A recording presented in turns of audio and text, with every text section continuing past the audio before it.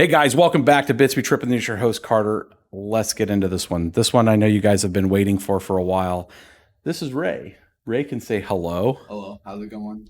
Ray has been doing some stuff for us for quite a while now, for almost 2 years, around our property here and stuff. And I talk crypto with everybody I meet. And Ray doesn't have a lot of background in crypto at all, right? You don't have like nothing, and not really into so much on the computer. I mean, obviously being a younger fellow, you have like lots of like interaction with like mobile and that kind of experience, Snapchat, that kind of stuff, social media, but like not really super familiar in the crypto space. And we've talked before, and I, like on some of the services and stuff, when it comes to like the lawn care and all that kind of stuff, I pay him sometimes in crypto. And it gets a very interesting point for people, especially, younger, usually than 18, that can't just go out and buy crypto. They can't go out and get an exchange account because the exchanges either want 18 or older.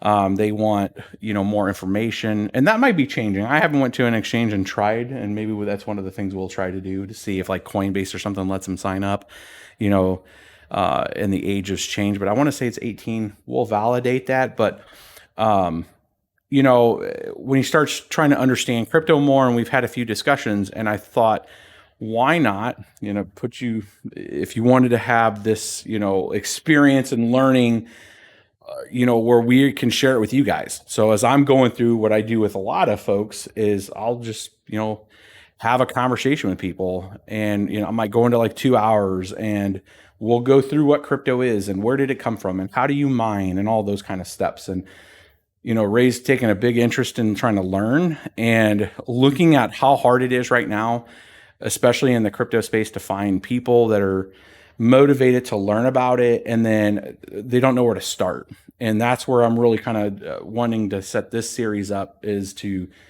help Ray go through that journey and at least get him started on it and allow him to go and discover for himself kind of what he finds interesting in the space. And so we're going to cover a big broad stroke of everything. We're going to try to go through today, and today's video will start kind of, I call it series 1, which is just what is crypto, where does it come from my own analogies, my experiences with that, and then kind of sharing with them. And we'll just record that part of it and share with you guys. And hopefully, it's something you guys can share with your friends or family that are trying to understand crypto in general.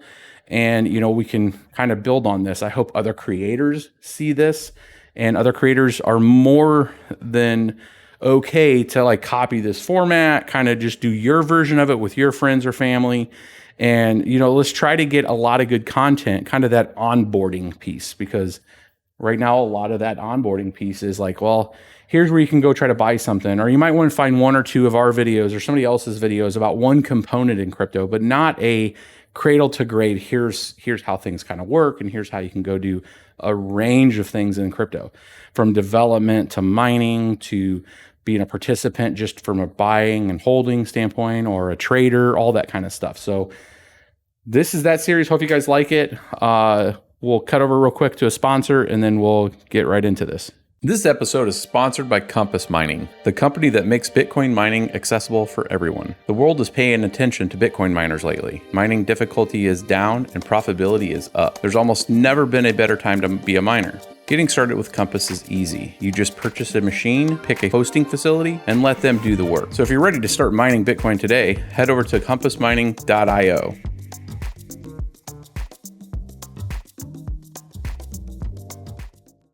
So we're going to break right into like what crypto is. I'm going to try to start it from a very, very foundational part of why, what is the question normally would come is, okay, we're having a conversation. I start talking about like, hey, I'm kind of do crypto stuff. You might see me on YouTube. The number one question always comes up. Okay, I don't understand much about crypto. Like, what is Bitcoin? That kind of stuff. I mean, I know Ray asked me that the very first time we started talking about kind of crypto, like, hey, I've heard about it. I've heard about Dogecoin or something else. Everybody has their different entry into like what crypto is the first time that you've heard about it. But, and maybe you know this off the top of your head, but like, when did you first hear about crypto? Probably on like TikTok or something. It's probably like Barstool President talking about crypto, and then when I came over to here is when like I started getting interested in it because you kept talking and Talking about it. Then I was, So you already had some kind of awareness that that crypto I existed. knew it existed, but I didn't know that like exactly what it was or Yeah. anything about it. Awesome. Yeah. So that kind of lends usually the question of people like, okay, so what is it? And what I usually start with, and what I recommend people starting with, is you always start with Bitcoin. It's the foundation. It's what started. It's what kicked off this entire, I would call it a financial revolution, but a technology innovation in general. Because what crypto's done is it's presented a few new things that didn't previously exist. There was different aspects that were kind of there. There was something called like e-cash back in like the 80s, where people had this basic idea of having a digital ledger, which ended up becoming like banks and stuff like that, to where you'd have some kind of record keeping that wasn't just the old school like ledger that you would think in accounting, like if you have an accounting class.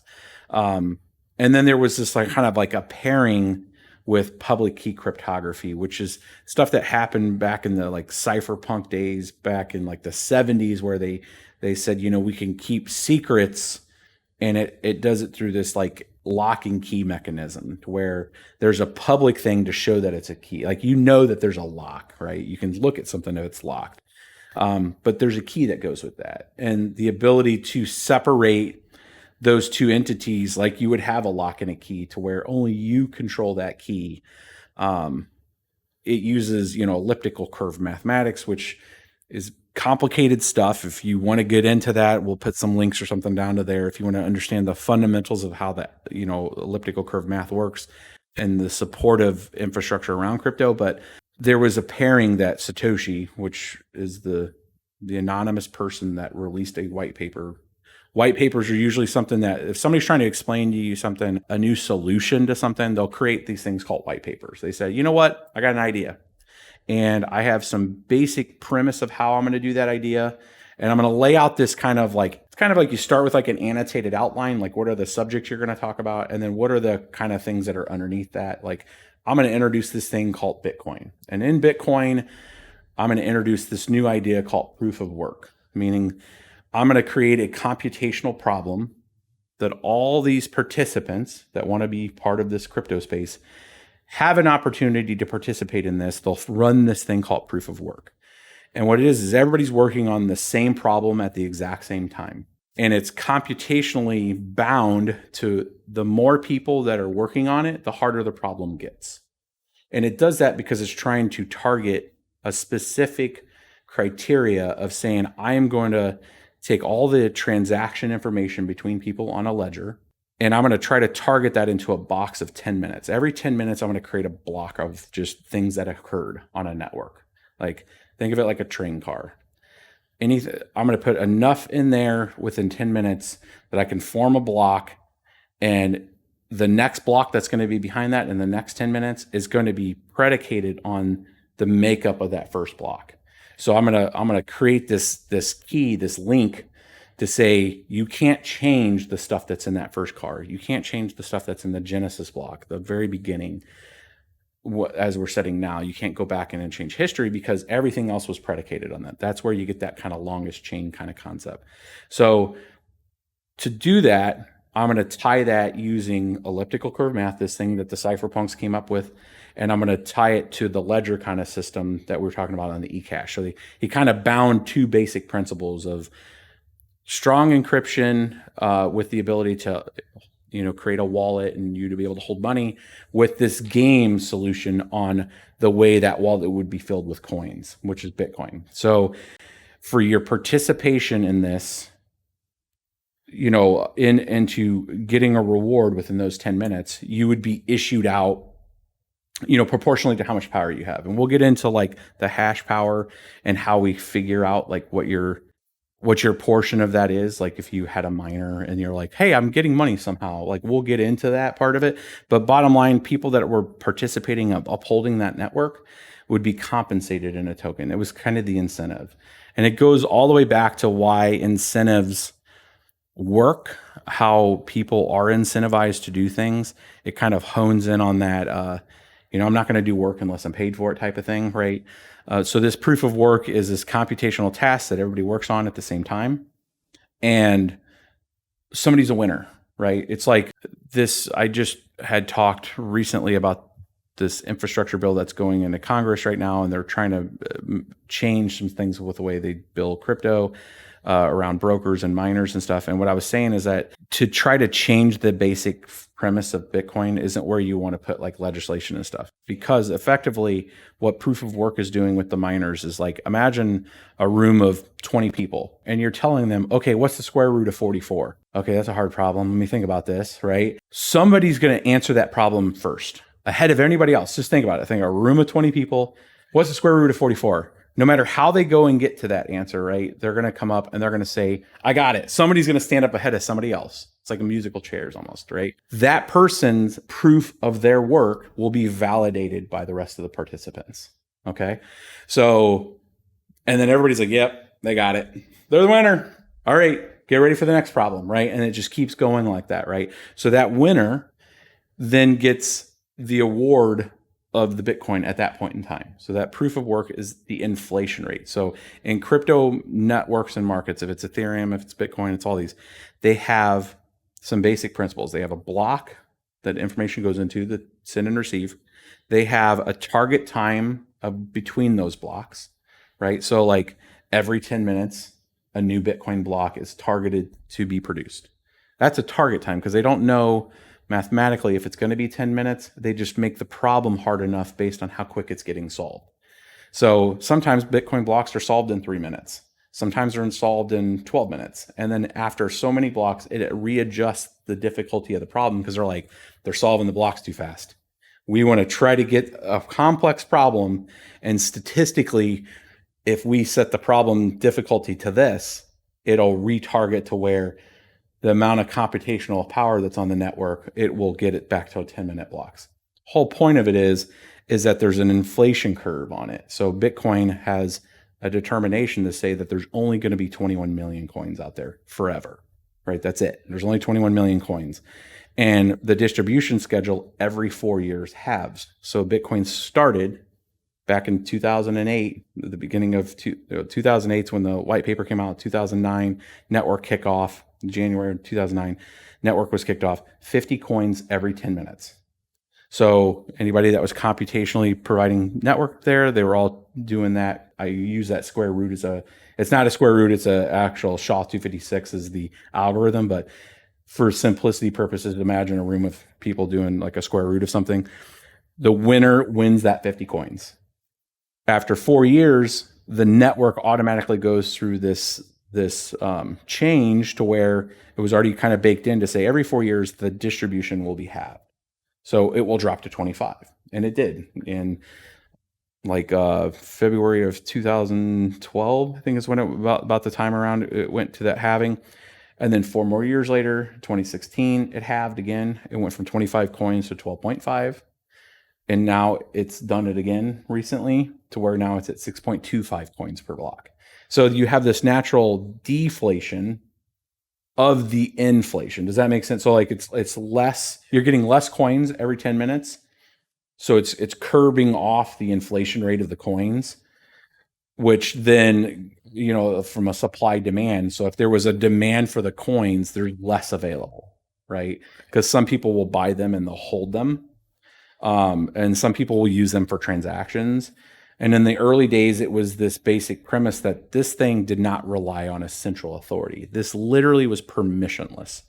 So people could come and go. They could download this piece of software and they could interact with it. And like when I found it in late 2010, I was like, this is brilliant. Like this could change everything. The way this system works, it's completely decentralized. There's an incentive mechanism that's part of it.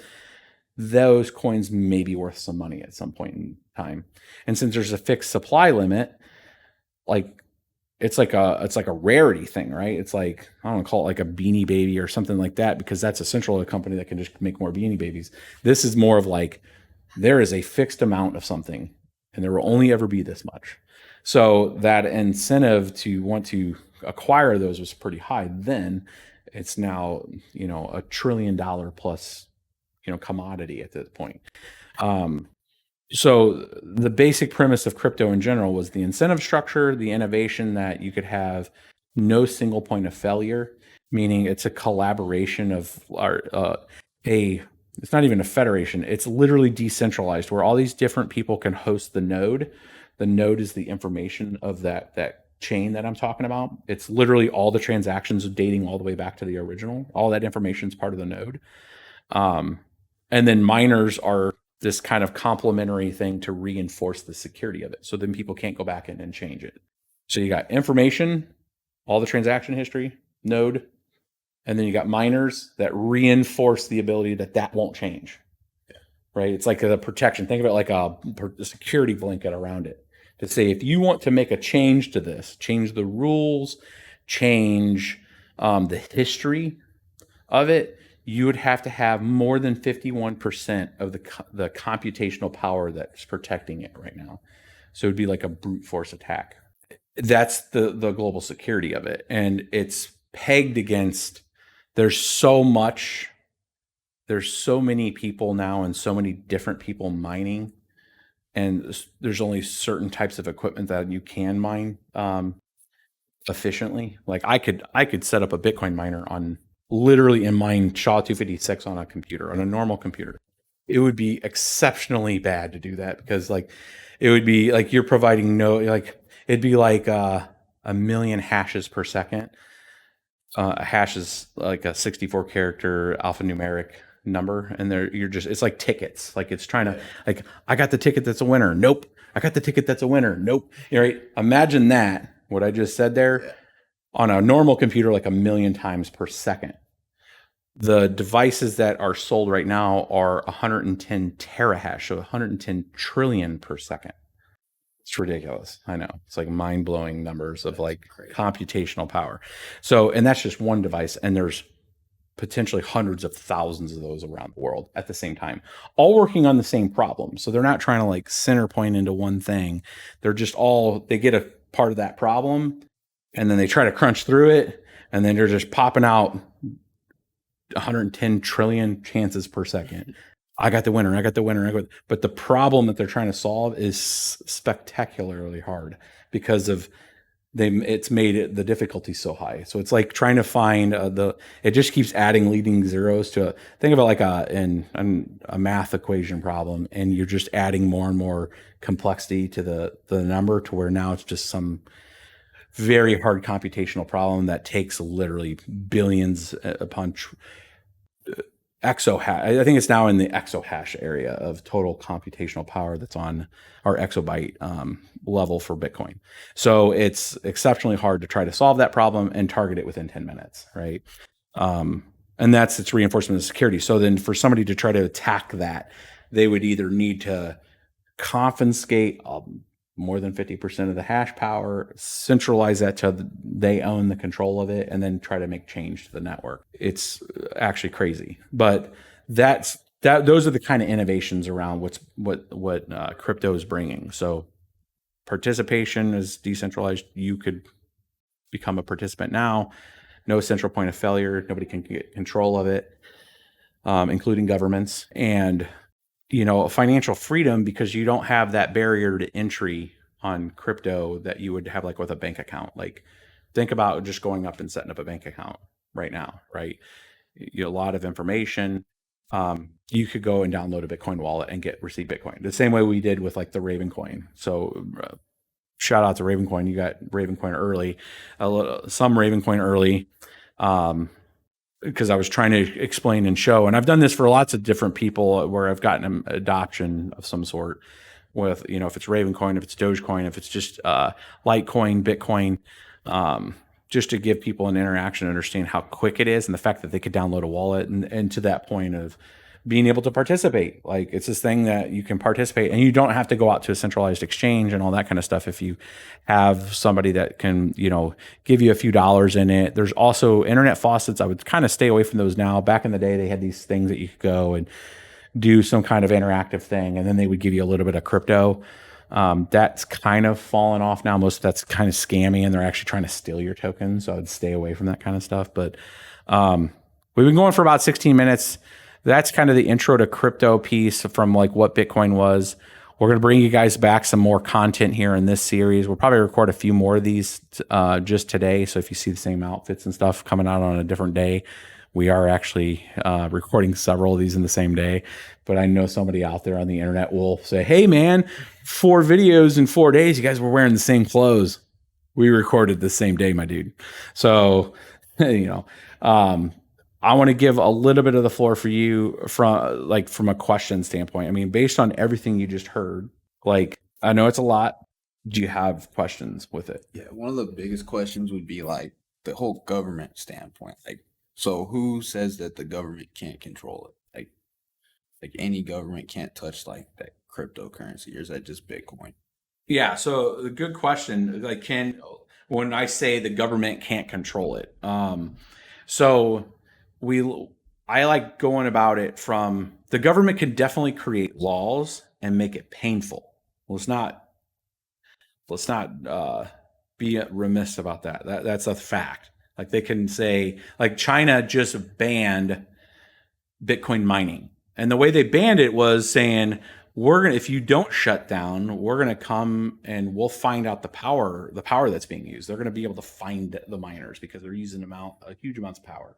And most people in a municipality know that, hey, there's a factory there and it's freaking loud and there's a lot of people that work there. What do those people do? And then you'll be able to find that interaction point, especially at scale, you'll be able to find it. It's a lot harder to find people if they're just in their home, right? Because they're just running a unit. It's like, looks like it's like any other behavior in the house, if they keep it small enough.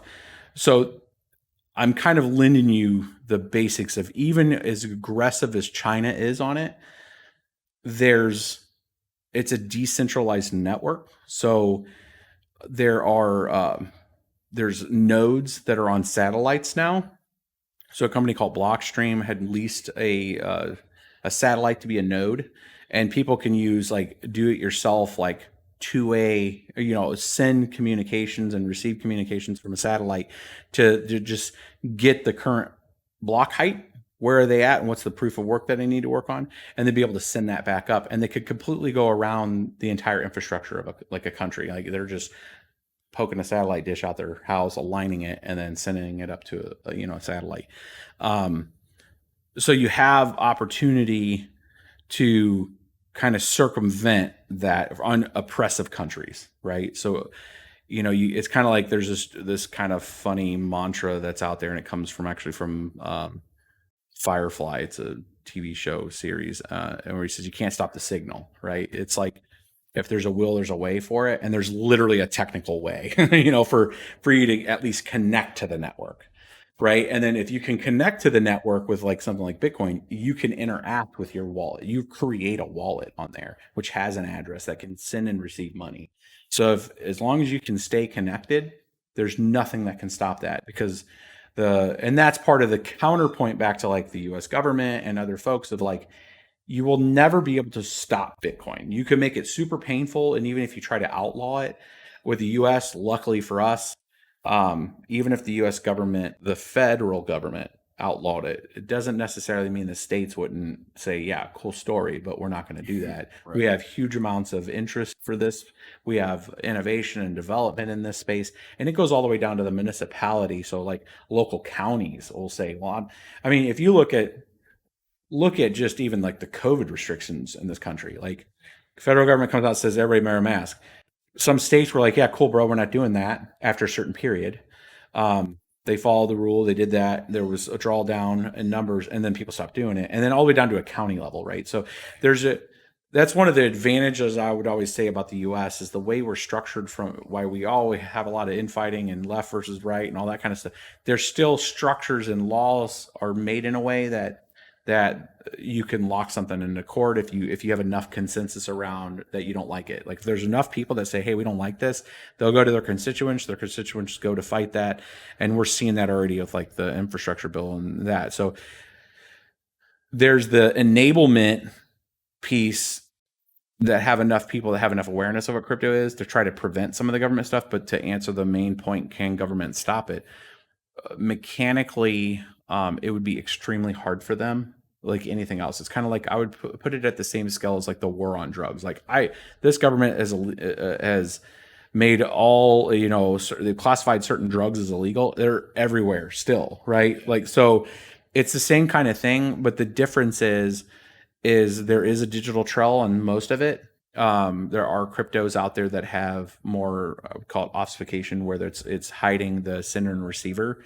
There's potential issues and holes in some of that.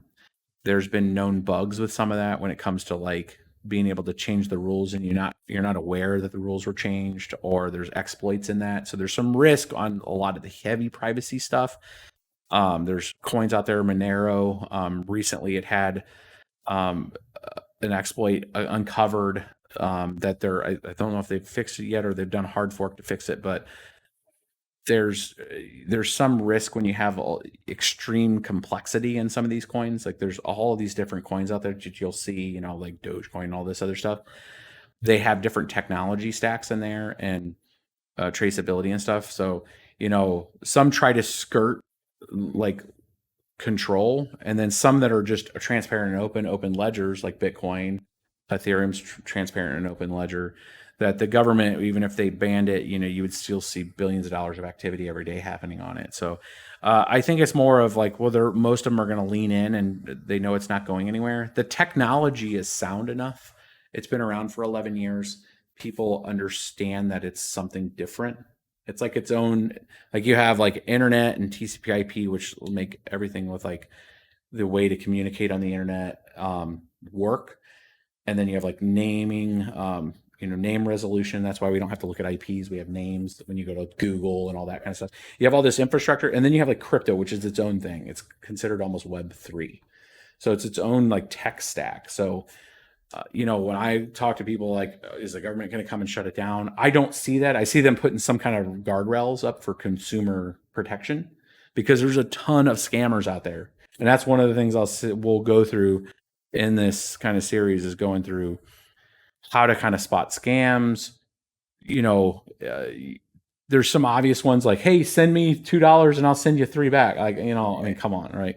Like some of the age old scams that are out there, but there's some that are really good at like clouding themselves through like social engineering, making them look like another company. And you happen to have crypto on maybe your computer or your phone, and you click on something and now they have access.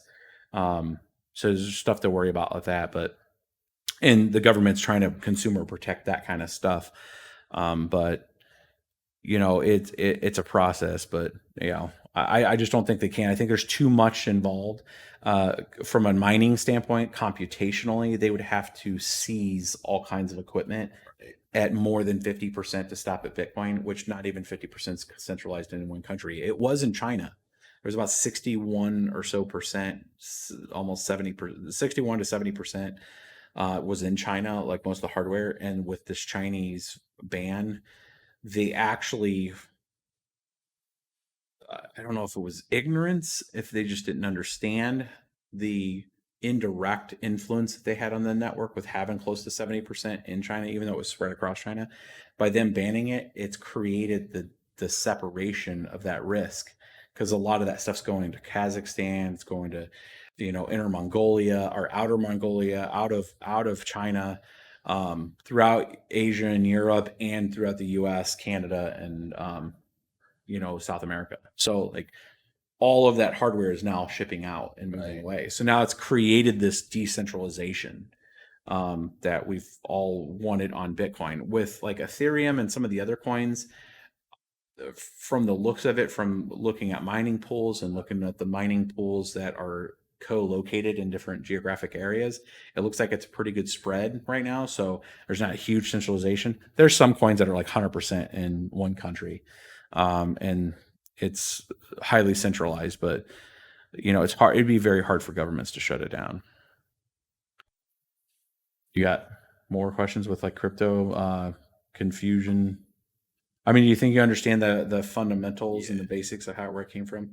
Now there's a lot more, and we'll get into peeling this back, we'll get into like setting up, making sure Ray knows how to set up a wallet, what some of the features in that wallet mean, how assets work, which are like your main asset for like Bitcoin. We'll make sure you have like a Ethereum wallet, and then how like NFTs and all these other things that are now complementary to the crypto space work inside of that wallet and how you interact both on a computer and a mobile side.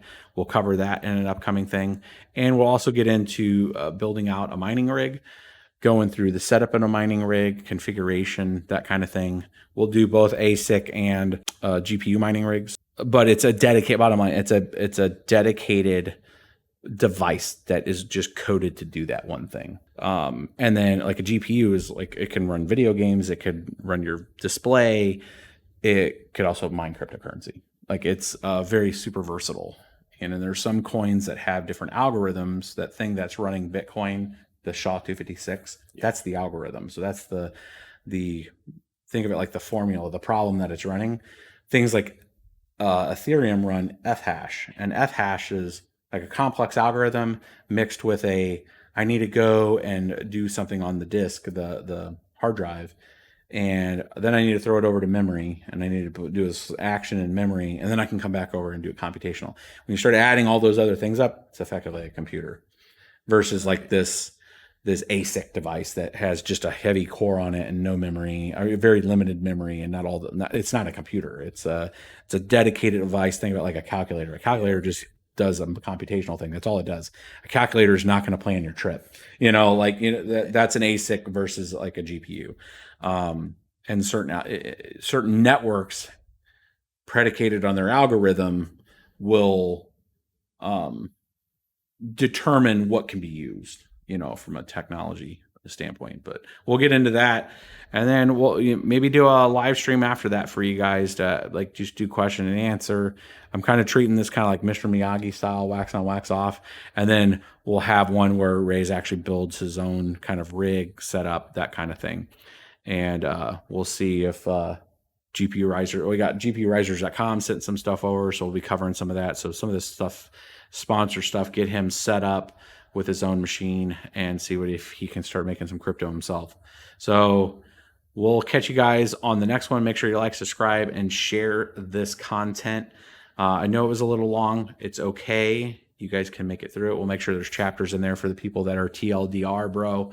But this is not probably for you if you're at that stage. You're probably looking for the later stuff, and that's okay too. So that still means you should still subscribe. So we'll catch you guys on the next one. Peace.